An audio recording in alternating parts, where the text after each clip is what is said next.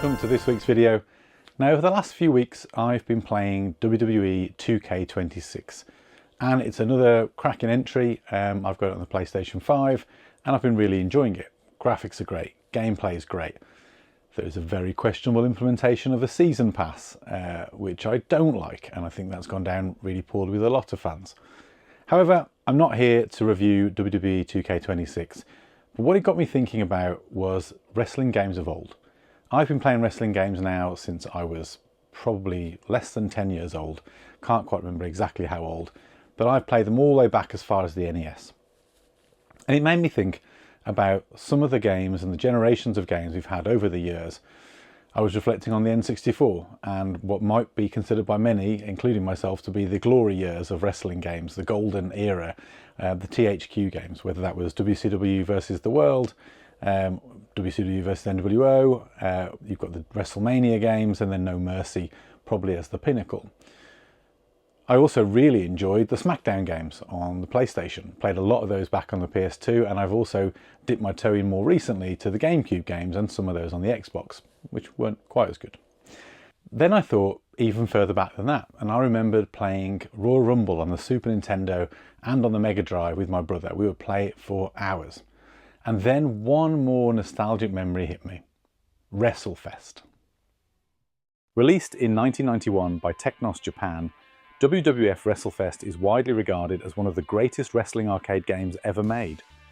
Built on the same foundations as the studio's legendary beat-em-ups, it combined simple, hard-hitting controls with exaggerated, larger-than-life character animations that perfectly captured the spectacle of early 90s professional wrestling.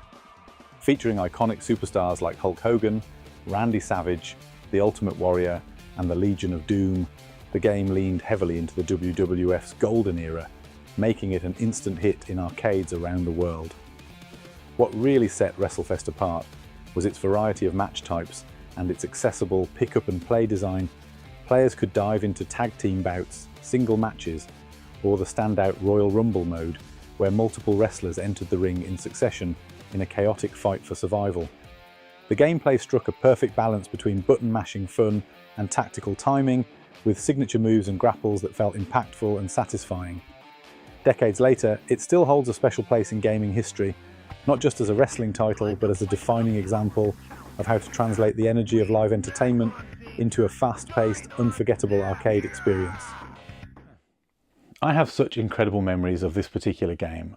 Most of them are rooted in my local youth club, where I used to go once a week for a couple of hours in an evening to meet with friends. They would have DJs, it was like physical activities, things you could do. But the outstanding memory alongside the tuck shop was this arcade cabinet which had WrestleFest on it. And with what little money I had at the end of buying my sweets for the night and my drink, I would play this game, and I absolutely adored it. And I would play it in any arcade that I could find it in. For me, from a WWE perspective, or I guess as it was then, WWF, that was the golden era for me. That was when I was young enough to not know it was fake. Sorry, spoilers for those who didn't know. I was thoroughly immersed in all of these characters that had personas, larger than life personas. I guess I still believe The Undertaker was in fact a dead man and he had supernatural powers. I still have to this day on display in this room my Hasbro figures from back in the day. Those were all of them my original figures that my brother and I spent hours playing with as a kid. I've got a WWE Championship belt that I had for my 40th birthday a couple of years ago. Specifically selected the Ultimate Warrior's Championship belt from back in the day because, again, one of my favourite characters was the Ultimate Warrior. So for me, this particular game has really strong memories, but it's been a game that's been broadly locked away over the last 20 plus years due to the fact that it was only ever released on arcade.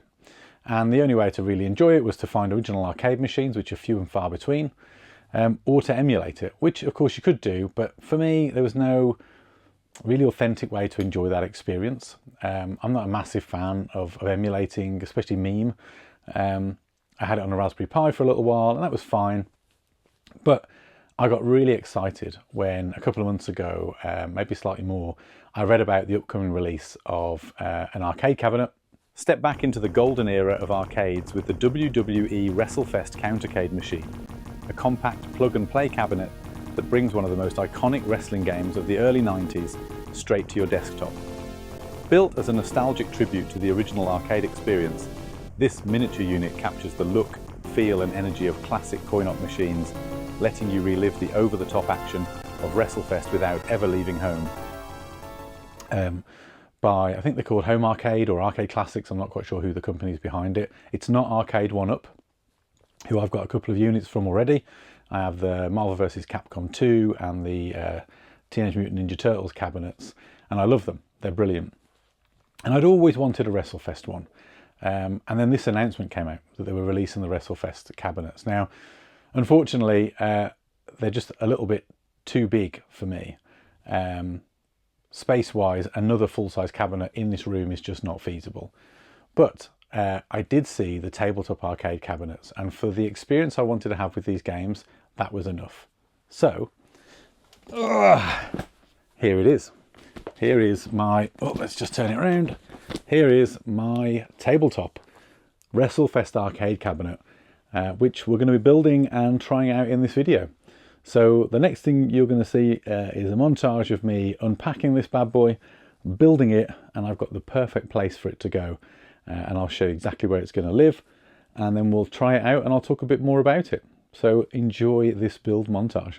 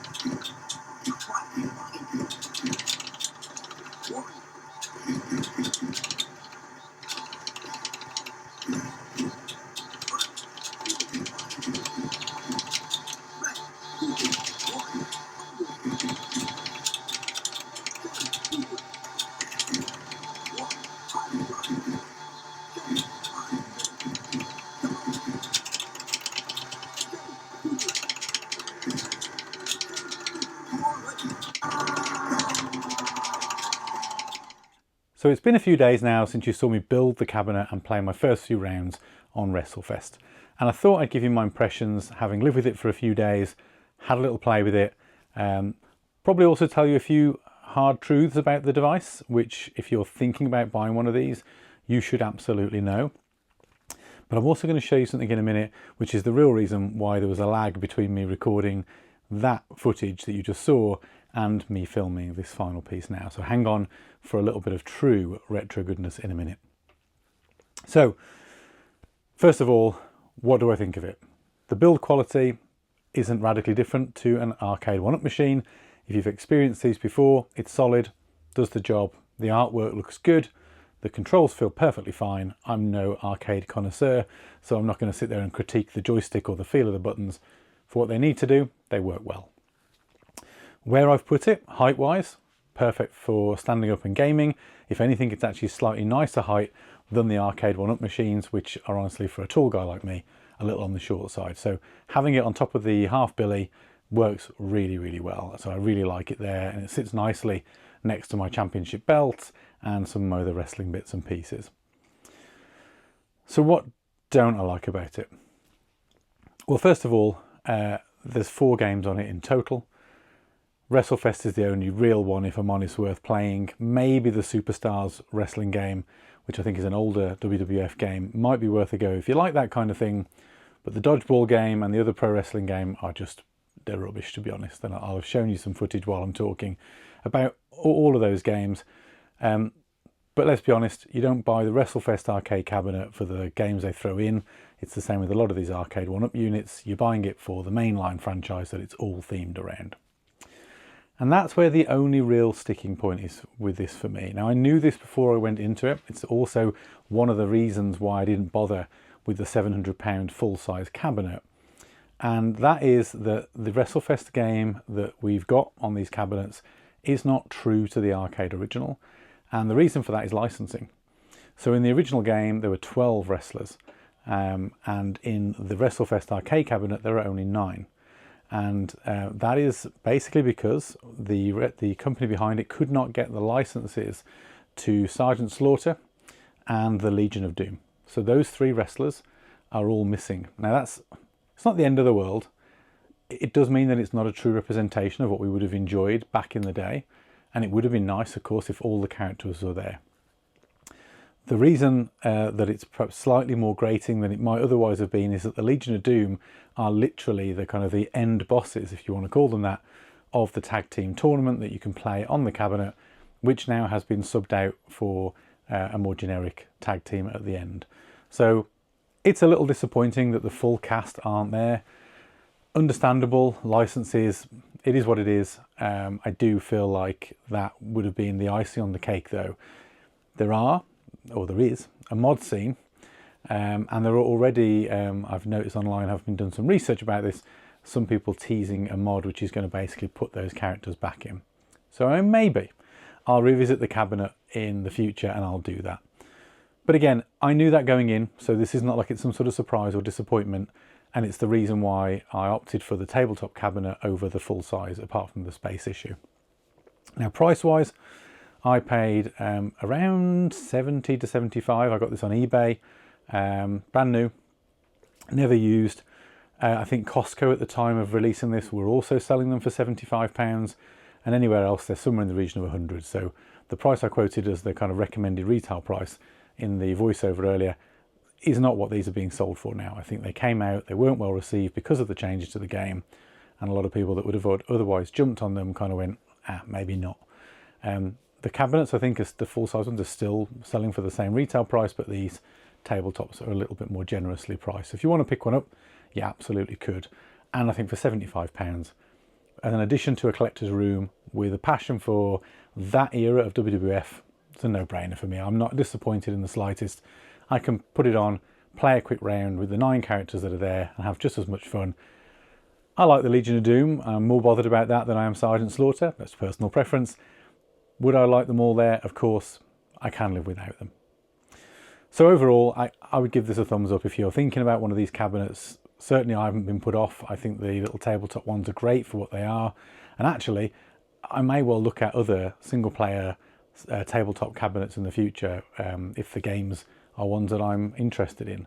I think having the full-size ones is great, but those smaller tabletop ones far more palatable for a room like this.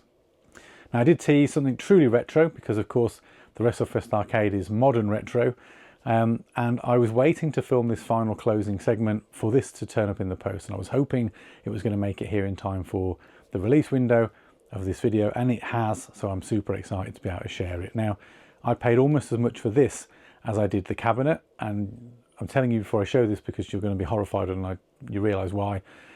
I found this while I was looking for the cabinet. So I was browsing eBay and I was trying to find, trying to find the cabinets at a good price, and this particular item popped up. It was the only one I could find on eBay at the time. It was in the US, which is why it took a little bit longer to get over. And as I say, does anyone really need these things? Probably not. But let me show you what it actually is. So it is flimsy. It is a single sheet of paper, but it is retro and I love it. And it's in incredible good condition. So here it is. Let me show you what it is first and foremost. Let me pop that up to the camera. Can we get focus? I think it's pulled focus there. Lovely. So this is an original flyer from the 90s, I assume, whenever the cabinet came out, for the cabinet. So it says on the front here, put big time profits in your corner. So presumably it was a flyer that was more for the people that ran the arcades than necessarily the customer, because I don't necessarily think that I would want to be thinking about the profit side of this. WrestleFest Technos, and again, it's got the kind of American address here for the firm, fax number, which is quite funny. And then it says here 1991 Technos Corporation. Now I will take it out of here temporarily. This is the side that I plan to show, but I wanted to show you the back and just tell you what's on there because it was shown in the pictures. So let me just be a little bit careful about how I do this because it's been well packaged, which I do appreciate. It came in sandwiched in 3 or 4 sheets of cardboard, very well protected. It wasn't getting damaged in transit, which with this sort of stuff is great. So let me just be really careful how we take that out. So here's the back. Again, a minute, just pull focus. And we'll just have a quick look at it. I'll show you some B-roll as well while I'm talking about it. So on the back, it says WrestleFest starring these WWF superstars: Hulk Hogan, Ultimate Warrior, Big Boss Man, Ted DiBiase, the $1 Million Man. Now those 4 are in superstars, which is why I'm assuming that the next 8 characters all have new next to them in red. So we've got Jake Roberts, Mr. Perfect, Earthquake, the Absent, Sergeant Slaughter, and the Legion of Doom. It says on the right here, 2 modes of play: Tag Team Challenge and Battle Royale. Each WWF Superstar program with new and exciting trademarked holds and moves. Larger, more animated graphics, up to 4 players at one time. Would be cool to have a 4-player cabinet from that. Special wire cage match and buy-in and continue feature, which of course we all love as gamers, but the profiteers at the arcades do. Go with this proven theme. It's hotter than ever. But there you go. And it's in really good condition. There's a slight mark at the top there, but I love that. And, again, I don't want to talk about what I paid for it. It's one of the sillier things really for what it is, a flimsy piece of paper. But that's going back in the protective sleeve. That's going to be well looked after and displayed near the cabinet, and will just really set off that purchase for me. So I just thought I'd share that with you and close that out. I hope you enjoyed the video. I hope you found it interesting. Let me know down in the comments below if you were into WrestleFest back in the day. Have you bought one of these? Have you thought about buying one of these? And what did you think of the flyer? Was it a silly purchase or do you think it's cool? I think it's cool. Like and subscribe if you haven't already. Of course, it helps channel growth and supports what we're trying to do here. And then I guess just ahead of next week's video, I have planted a small tease in the background of the wide shot you've been seeing for the last couple of minutes. So there's a little something behind me down here on the floor, which is a hint at what next week's video is going to look like. But I won't tell you what that is. I'll let you scrub back and look for yourself, or if you didn't get this far, then you don't know that. So if you did get this far, then kudos. You can go back and have a look at what might be coming next week. Anyway, I'll leave it there. Have a fantastic week, everybody. Thank you for your time as always, and I'll see you in the next video.